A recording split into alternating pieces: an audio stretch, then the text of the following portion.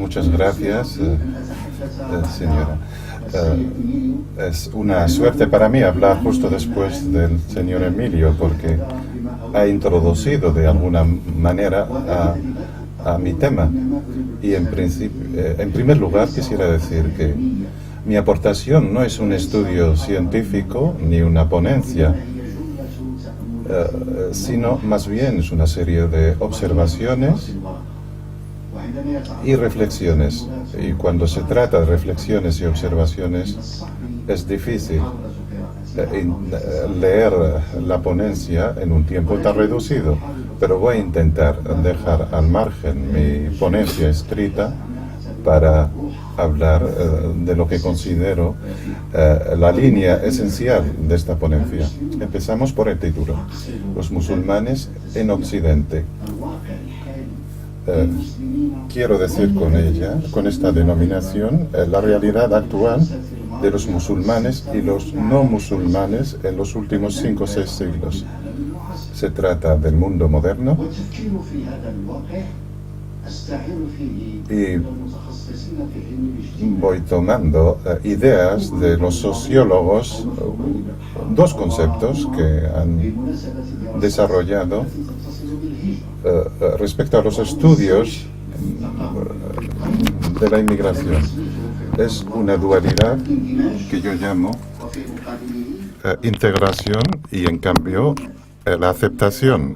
La integración es una implicación consciente en un sistema social, cultural y político, y voluntariamente, por supuesto. Dicho de otra manera, por ejemplo, el Estado español no me da solo la nacionalidad española porque he nacido en su territorio o por su voluntad, sino porque yo acepto también ser un ciudadano español. En cambio, se trata también del pueblo español, la nación española y la sociedad española. Y esto es un ejemplo que rige para todos los estados europeos. Tiene que haber una aceptación que me diga bienvenido, puesto que usted se integra con nosotros en lo común cultural y nuestra existencia general a la que pertenecemos. Sin embargo, el tema no es tan simple.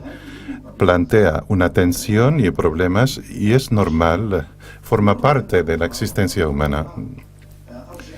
Y vuelvo de nuevo a los estudiosos del tema de la inmigración y constato, y ustedes también constatan conmigo, que hablan de la inmigración a Europa y quieren decir Europa occidental en primer lugar.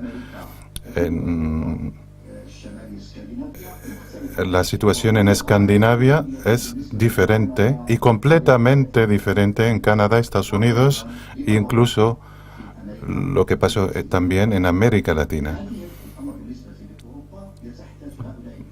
Estos sociólogos hablan de 4 generaciones de inmigración.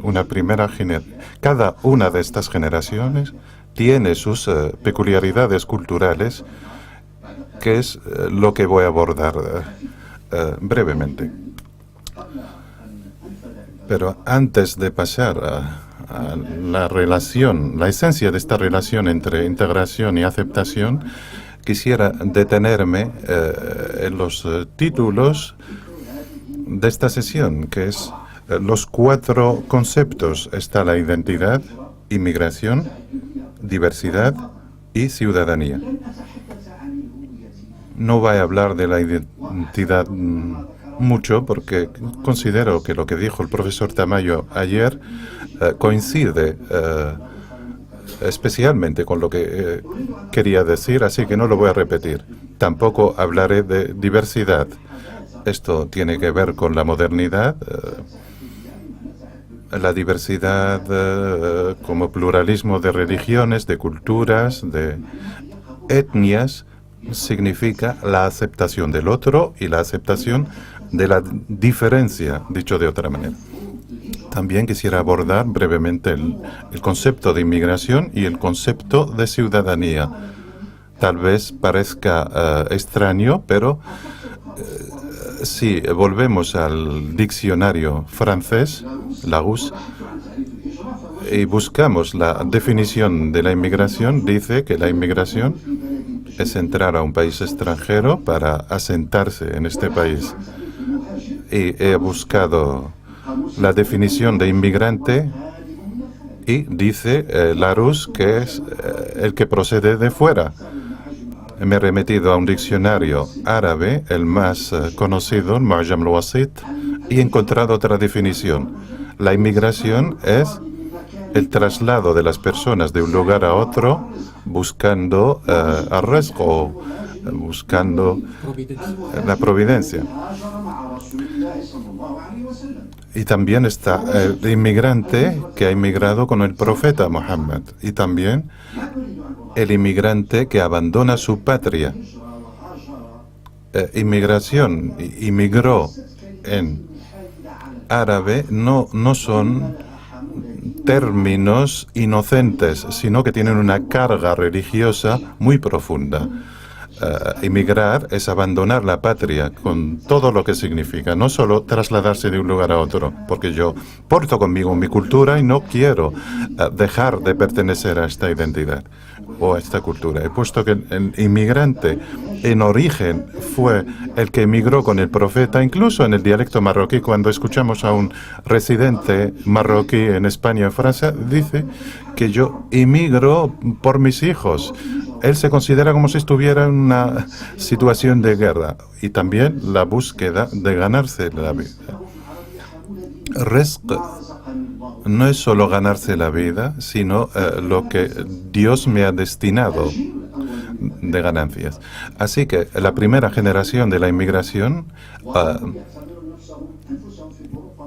consideraban la inmigración desde esta perspectiva, se consideraban como viajeros que iban a regresar a su país de origen. Entonces viven una vida doble, si se puede decir. Parte del año están en cualquier país europeo, sin embargo, su vida genuina la hace en agosto, cuando va a su país en agosto.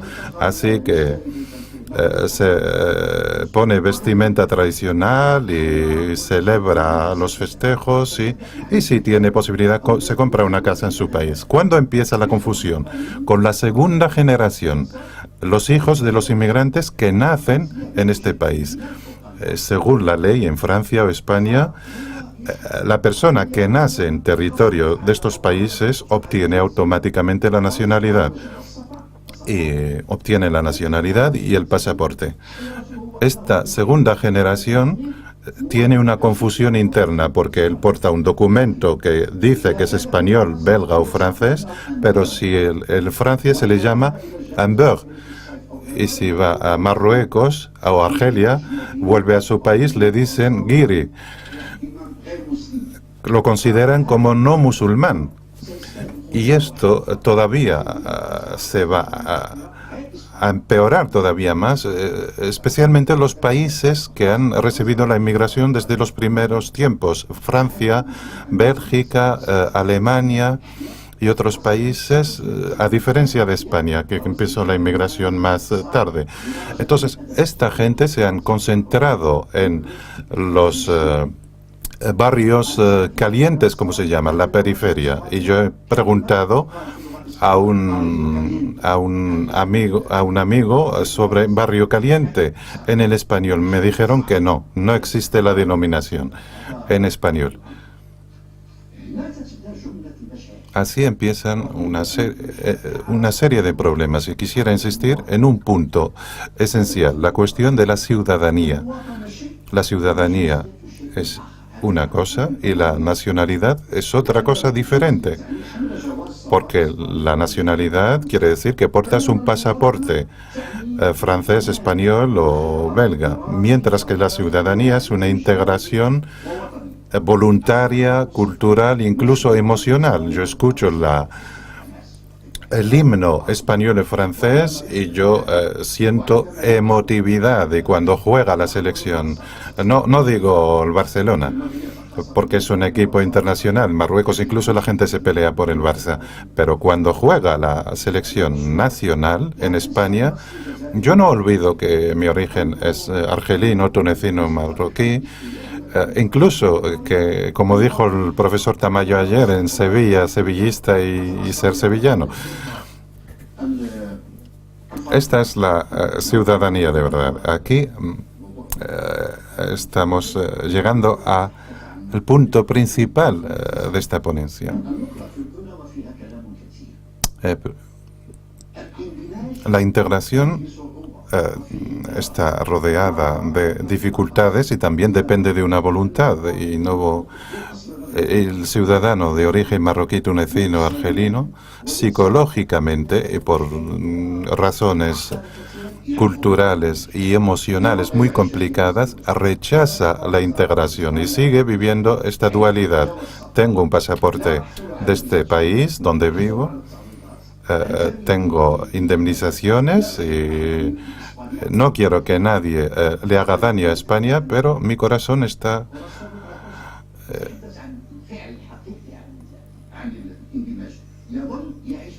entonces este ciudadano sigue viviendo esta dualidad. Y lo que me interesa de verdad es el público que está presente con nosotros, los jóvenes. Y en medio minuto quisiera referirme a una persona que es Olivier Roy, que se interesa por cuestiones de inmigración. Él habla de la cultura de los jóvenes en estos barrios complicados de la periferia. Y él dice, en dos líneas, la cultura de estos jóvenes es una cultura urbana occidental por excelencia, no es importada de Oriente Medio.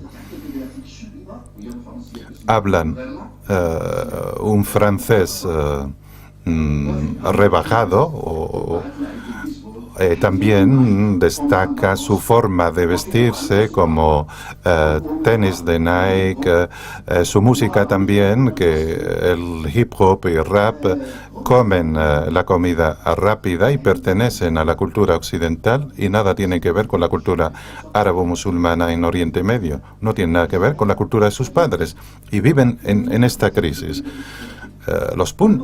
Cuando se produjo en estos sucesos atroces de los atentados de Nueva York, el 11 de septiembre, se vio que los jóvenes implicados procedían de Alemania y otros países. Y esto llama la atención y a la reflexión. Lo que se produjo también en Madrid hace años y también lo que pasó el 13 de noviembre recientemente en Francia. El problema de la integración implica también este rechazo a la aceptación. Christoph Wolff, el expresidente alemán, celebrando el aniversario 20º de la reunificación de Alemania, dijo que el cristianismo sin duda forma parte de Alemania, y el judaísmo también. Esta es nuestra historia en Alemania. Sin embargo, el Islam hoy es parte de Alemania. Esta reflexión levantó una gran polémica y tuvo una reacción muy destacada de la extrema derecha. En Bélgica, por ejemplo, Philippe Donter, jefe de la extrema derecha en Bélgica, dice: lo que constato es que la identidad nacional en Bélgica está amenazada, porque yo he llevado a cabo un estudio sobre el terreno en un barrio y en más de 700 nombres he encontrado que no había un nombre occidental salvo 21 nombres. un porcentaje muy, muy limitado. Hay una triste periodista que no se merece mencionar, pero la voy a citar como ejemplo, que es la italiana Oriana Fallaci. Es el extremo del extremismo, porque ella no lo considera a los musulmanes italianos, los llaman cucarachas. Las cucarachas dicen, las cucarachas hacen.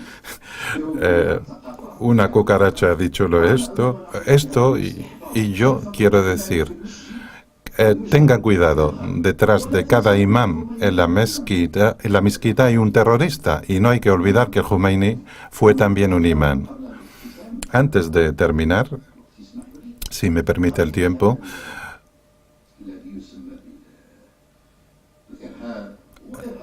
la cuestión del terrorismo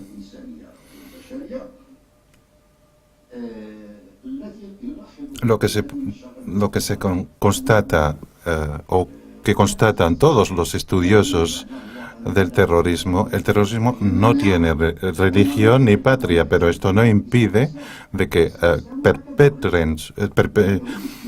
que cometan sus actos en nombre del Islam.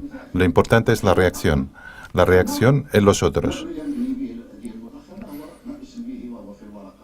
Y hay una lección del 13 de noviembre. Esta lección, porque era normal también que la gente se dividiese en dos corrientes. Para la extrema derecha, esto era un pan bendito, porque el beneficiario primero de este terrorismo es la extrema derecha en toda Europa, y por eso no es extraño leer, por ejemplo, en L'Express, en Marianne y otras revistas francesas, no recuerdo cuál era, uno de los líderes de la extrema derecha francesa, llamado Philippe de Villiers, y que dice: contemplen lo que ha ocurrido. Esta es la consecuencia de la mezquitización de Francia, convertir a Francia en una serie de mezquitas. Y alguien que grita: venga, Marie Le Pen, que nos salves, qué pena de identidad, qué pena de patria. Venga, Marianne, y sálvenos. La ciudad que más polémica levantó fue Molenbeek, cerca de Bruselas, considerando que muchos de los terroristas del 13 de noviembre provienen de este barrio, de esta ciudad. Muy bien. Ella se pregunta: ¿estos 3 o 4 son de los dejados de la mano de Dios, que nadie le importan a nadie? No. Tenían un trabajo, sus familias están integradas, viven en una vivienda digna y, sin embargo, perpetraron lo que perpetraron. Y más aún, muchos de los terroristas se ha visto que nada tiene que ver con el Islam, sino el Islam de prisiones, y que se han integrado en el Islam o en este tema por diferentes razones. En un libro recientemente publicado, intentó dar respuesta a la pregunta: ¿cómo se puede hacer un perfil de los que pertenecen a Daesh? Él dijo que no existe un único perfil, pero hay 3. Hay uno que son los que odian o los rencorosos, y segundo son los psicópatas, y los terceros pueden ser los idealistas que quieren salvar el mundo.